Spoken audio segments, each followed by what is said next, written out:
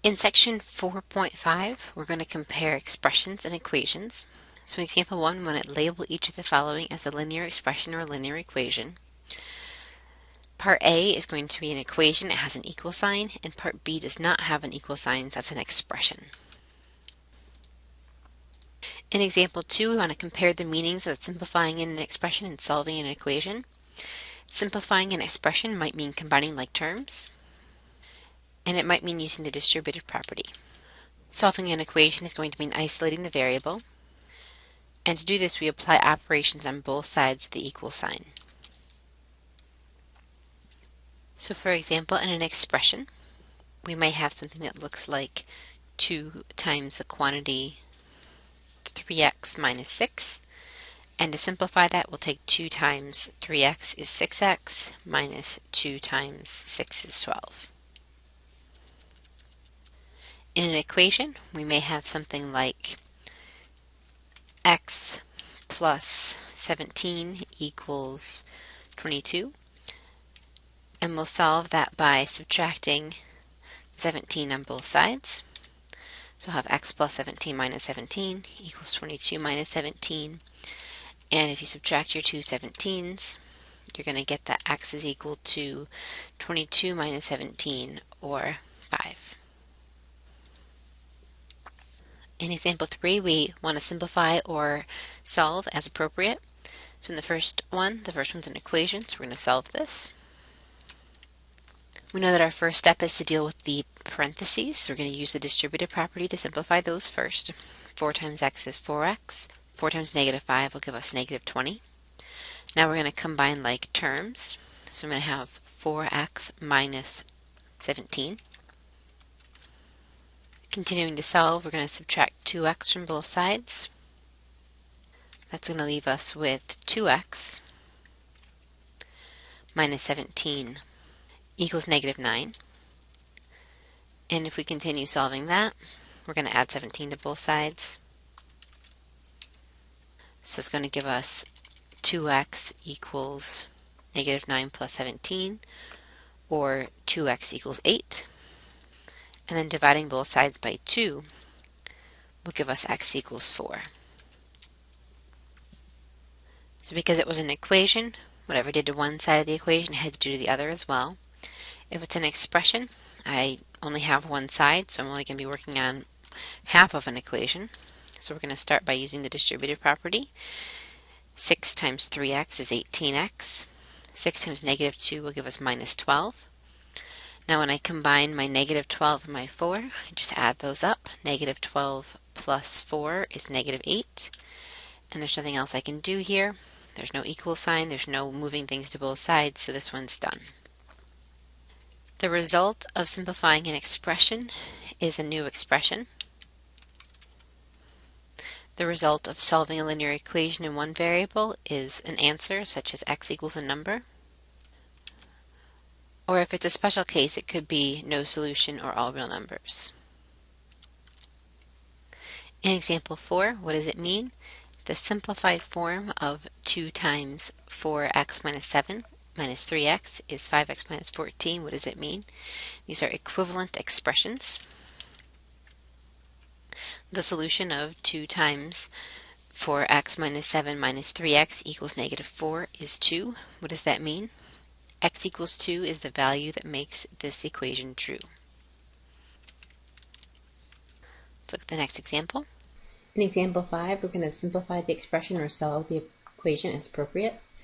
Part A seems to be an expression, so we want to simplify this using the distributive property and combining like terms.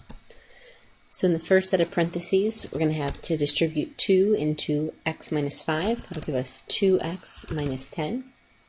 In the second one, we'll distribute the negative through, so it'll give us negative 6x plus 1. And in the last set of parentheses, we'll distribute the negative 3 through. That'll give us negative 6x minus 9. Now let's go ahead and copy that, because we're going to want to combine our like terms. So if I combine the like terms, let's get all the x's first. There are negative 6x here. Another negative 6x is going to give us negative 12x. And a positive 2x added onto that will give us a negative 10x. Now for the numeric values, we have negative 10 plus 1 is negative 9, minus 9 is negative 18. Our expression is simplified because we've combined all like terms and distributed through all parentheses. So that one's done. If I have an equation like in part B, I still need to use the distributive property. So let's go to the beginning here and copy this whole thing. And the first distribute will give us again the 2x minus 10. The second distribute is going to give us again negative 6x plus 1 equals, and the third distribute is going to give us a 3x plus 9. So again, now we'll combine like terms. Like terms this time are going to be just like terms on each side of the equation. So I've got my negative 6x and my 2x for a negative 4x, and my negative 10 plus 1 for a negative 9. There are no like terms on the other side of the equal sign, so all the like terms are combined. Now we're going to start using the addition property of equality, moving things around. So I'm going to take my negative 4x, and we're going to add 4x to both sides of the equation. On the left-hand side, the negative 4x and positive 4x add to 0. And on the right-hand side, our 6x and 4x are going to add to 10x. Okay. The next step is going to be to get the 10x by itself. We're going to subtract the 9 from both sides of the equation. On the right-hand side, 9 minus 9 is 0. On the left-hand side, negative 9 minus 9 is negative 18 equals 10x. And then we'll divide both sides by 10 to get our x by itself. When I divide by 10, I'm going to come up with negative 18 tenths, which will be reduced, of course. Negative 18 tenths is equal to x.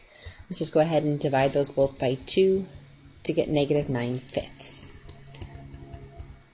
So when I solve an equation, I use all of the things I use in simplifying. I use the distributive property and I combine like terms, but then we also use the addition and multiplication properties of equality to get the variable by itself. Tip: when simplifying an expression, the only number that we can multiply the expression or part of the expression by is 1. When solving an equation, we can multiply both sides of the equation by any non-zero number. So when I look at the first expression here with fractions, I'm going to need to get a common denominator to combine the x's, since I have negative 7/4 and 3/8. When I get a common denominator, I'm multiplying by 1, since I'm multiplying top and bottom by the same number. So 7/4, to get the common denominator of 8, is going to need to be multiplied by 2 on top and bottom. So it's going to give me 14/8. And then we're going to be able to combine our negative 14/8 with our 3/8 x to get negative 11/8 x.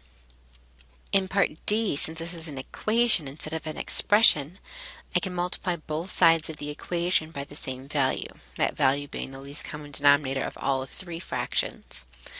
So we're going to multiply in this case by 24. I'm only allowed to do this because I'm doing it to both sides of the equal sign. On the left-hand side of the equal sign, 3/8 times 24 is going to give us, well, I know that 8 goes into 24 3 times, and 3 times 3 is 9, so I'm going to have 9x. And I know that 6 goes into 24 4 times, so 4 times 7 is 28. Equals, 4 goes into 24 6 times, so 6 times 7 is 42x. Now we're going to solve this by subtracting the 9x from both sides. On the left-hand side, that's going to leave us with just 28.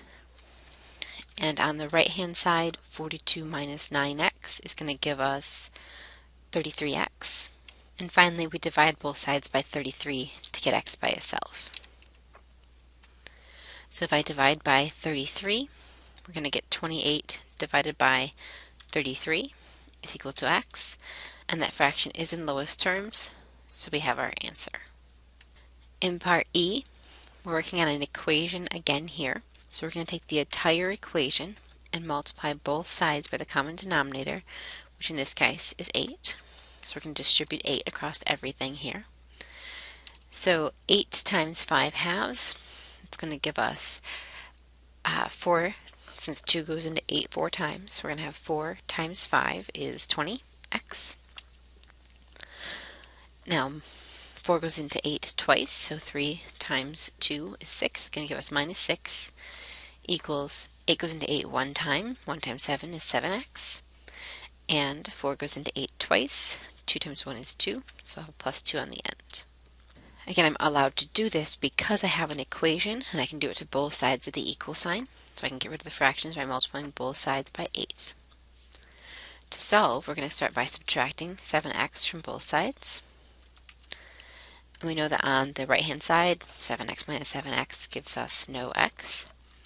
And on the left-hand side, 20x minus 7x gives us 13x. Minus 6 equals our 2. The next step is going to be to add 6 to both sides. That gives us 13x equals 2 plus 6, or 13x equals 8. And if I divide both sides by 13, we'll get x equals 8 divided by 13, 8 thirteenths. In part F, let's compare that one more time with how I would work with an expression. In an expression, I do not have an equal sign, so I cannot multiply both sides by the same number. All I can do is get a common denominator when I attempt to combine my like terms. So my like terms are going to be 5/2 x and negative 7/8 x. So let's copy this. And we're going to want to get common denominator there, so the common denominator is going to need to be 8. So we're going to multiply 5/2 by 4 on top and bottom to turn the denominator into an 8. So times 4 is going to give us 28ths. So what I have is 28x minus 7/8x. And then we're also going to combine the negative 3/4 and the 1/4. Those already have a common denominator, so we'll leave them like they are. So in the first two, 28 minus 7/8 is going to give us 13/8 x, and negative 3/4 plus 1/4 will give us negative 2/4. Negative 2/4 is not reduced, of course, so we're going to divide top and bottom by 2, and we're going to get 1/2. So the way I deal with expressions and equations is different when I have fractions. If I have an equation, I can multiply both sides of the equation by the common denominator, in effect getting rid of the denominators. But if it's an expression, I have to keep the denominator and work on finding a common denominator, or that denominator will be present in my answer. Our last example is example 6. We want to translate these expressions into English and then simplify or solve depending if they're an expression or an equation. So we start with 5 minus 3 times the sum of a number and 1. Since there is no equals word like is or gives, equals, yields, this is going to be an expression. So it's going to start with 5 minus 3 times the sum. 3 times a sum, so I'm going to need parentheses around a sum here, and it's going to be the sum of a number and 1. So this is our expression, and we're going to want to simplify that as well. So when we simplify that, we'll distribute, and the distribute is going to give us negative 3x minus 3, and combine like terms. The first term is going to be negative 3x, there are no other x's, and 5 minus 3 is plus 2. So that would be the simplified version of our expression, and really both parts of these, the original and the simplified version, are our answers. We wanted the original translation as well as the simplified version. In part B, we have the sum of 4 and twice a number is 10. I do have the word is, which is going to be an equals word, so we're going to have an equation here. And it's the sum of 4 and twice a number, so 4 plus 2x is 10. Now we're going to copy this so that we can solve this equation. To get the x by itself, we'll subtract 4 from both sides. It's going to give us 2x equals 10 minus 4, or 2x equals 6. And then divide both sides by 2. 2 divided by 2 is 1x, and 6 divided by 2 is 3. So once again, our answers are both the original translation and the answer, x equals 3. In part C, the quotient of a number and 3 is equal to. Is equal to is going to be an indication that this is an equation. So we're going to set this up. It starts off with the quotient of a number and 3. So a quotient is a division. So we're going to start with x divided by 3 is equal to. the number subtracted from 5. The number needs to be taken away from 5.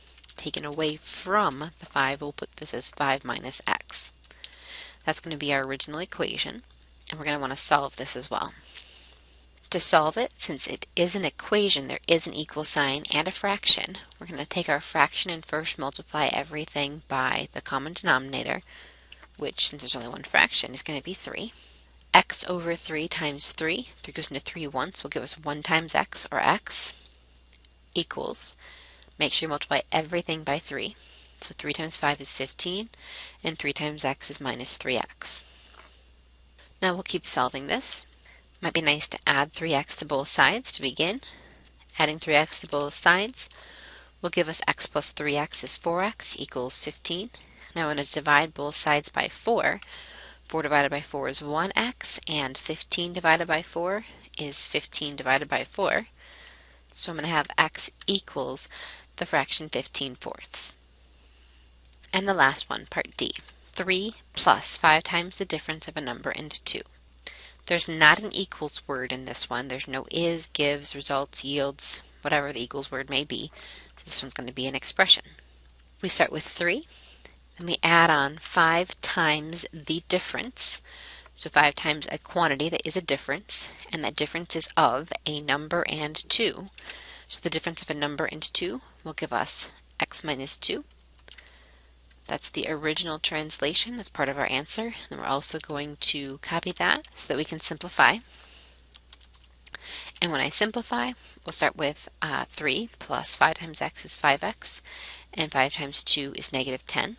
Now combining those like terms, the negative 10 and the 3, it's going to give us 5x minus 7. That's the simplified version. And that's the end of our section.